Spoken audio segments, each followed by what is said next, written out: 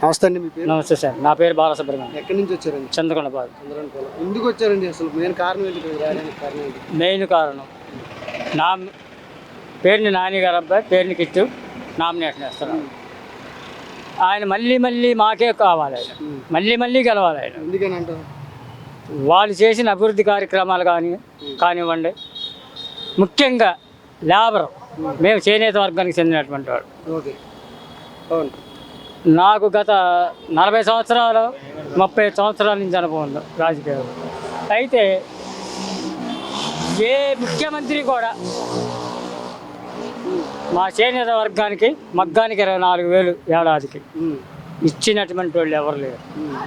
అది ఎవరైనా ఇచ్చిందంటే జగన్మోహన్ రెడ్డి గారు. అయితే ఇక్కడ కూటమి అభ్యర్థిగా కొల్లు రవీంద్ర గారు ఉన్నారు. ఆయన ఏం చేశాడు అసలు? ఆయన గతంలో చేనేత మాకు సంబంధించిన మినిస్టర్ చేశాడు, చేనేత మినిస్టర్గా చేశాడు, ఏమి లేదు. తర్వాత మత్స్యశాఖ మంత్రిగా చేశాడు, ఏమీ లేదు. వాళ్ళే అంటారు అన్ని వర్గాలను కూడా న్యాయం చేయలేకపోయాడు. అయితే గత 4 నెలల క్రితంలో టీడీపీ చాలా ముందంజలో ఉంది మచిలీపట్నంలో. ఇప్పుడు ఏంటి పరిస్థితి? ఏంటి టీడీపీ పరిస్థితి, కూటమి పరిస్థితి ఏంటి? ఇక్కడ కూటమి పరిస్థితి తెలిసిందే కదండి, మీకు తెలిసిందే మాకు తెలిసిందే.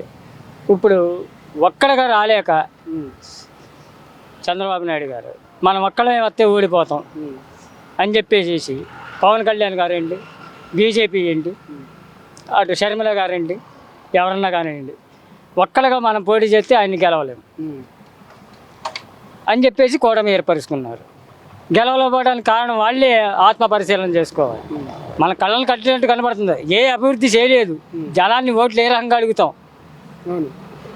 ఏ రకంగా అడిగితే ఎటువంటి స్పందన వస్తుందో తెలియదు. అందుకని చెప్పేసి వాళ్ళ జనాల్లో కూడా రావడానికి భయపడుతున్నారు. పేరుని కృష్ణ నాని గారు మరి అన్ని వర్గాలకు న్యాయం చేశారు. ఇవాళ జగన్మోహన్ రెడ్డి గారు అన్నిటికీ మనకు పథకాలు కానీ ఏ మనిషికైనా ఇబ్బంది కలిగింది అంటే వాలంటరీ వ్యవస్థను ప్రవేశపెట్టి వాలంటరీని మన గుమ్మం కాడకు రప్పించి అతని కష్ట సుఖాలను తెలుసుకుని అతనికి ఏంటి కావాలి, ఆ కుటుంబానికి ఏంటి.